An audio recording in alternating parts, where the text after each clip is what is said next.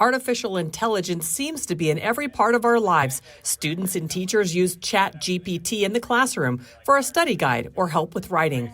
AI can create fictitious, realistic-looking images. And now there's AI video. OpenAI, the company which owns ChatGPT, just created Sora.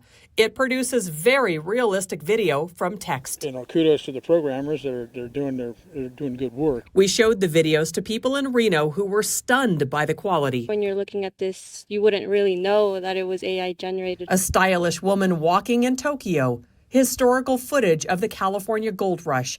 A close-up of an eye shows the extreme detail. And check out this, a cat waking up its sleeping owner demanding breakfast.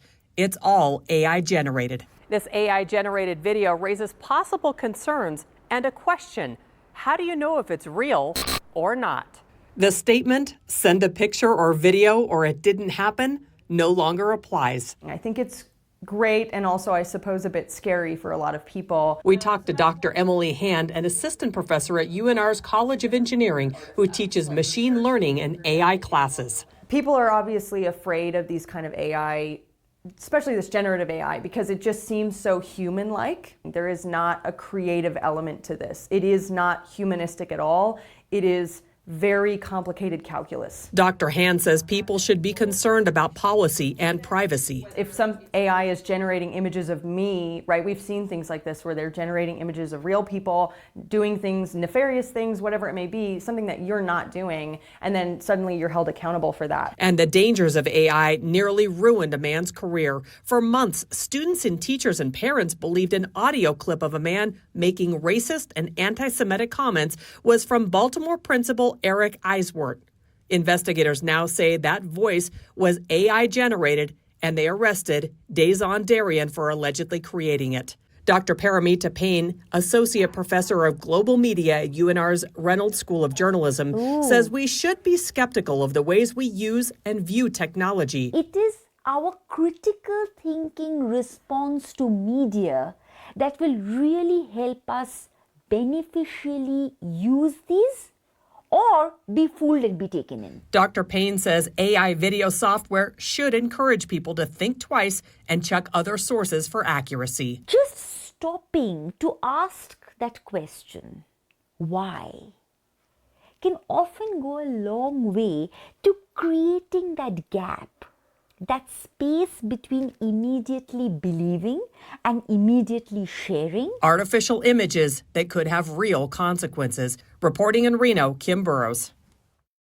The AI-generated videos from text prompts are stunning. The details are crisp and clear. You can take an imaginary trip down the rugged cliffs of Big Sur, California. Check out the landscape on the Amalfi Coast in Italy, or speed along on a dusty road in the mountains. It's kind of crazy to look at these videos and kind of distincting what's real and what's not. Because kind of when you're looking at this, you wouldn't really know that it was AI generated unless someone really told you. These are from the newly released Sora, a program from OpenAI. The company told me their videos will have a watermark in the corner of the video. They said that they are also building tools to help detect misleading content. It looks really bizarre. Dr. Emily Hand is an assistant professor at the College of Engineering who teaches machine learning and AI classes. You really have to think about the sources and really be a critical consumer of information. And that's really hard to do. I think we used to be really critical of the information we were consuming, and then it became so accessible and at our fingertips that we stopped being as critical, and I think we need to go back to being critical. Part of that thinking is doing your homework. Dr. Hand sat down with us to explain how to spot the fakes. She said look closely for the imperfections and glitches. I noticed right away was if you look at the people in the background, they're all walking towards her. They're all kind of walking towards her, not in different directions. The person in the background is in focus, except for their face. The woman's jacket is different in two different shots. And in the California gold rush of the 1800s, well, they didn't have drones to shoot video. And check out the horse that disappears into the ground.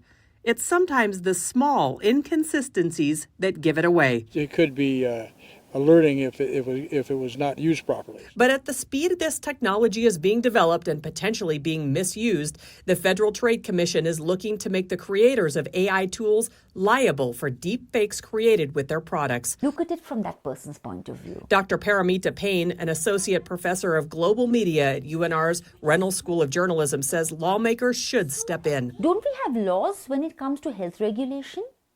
Don't we have laws about how we drive on the roads?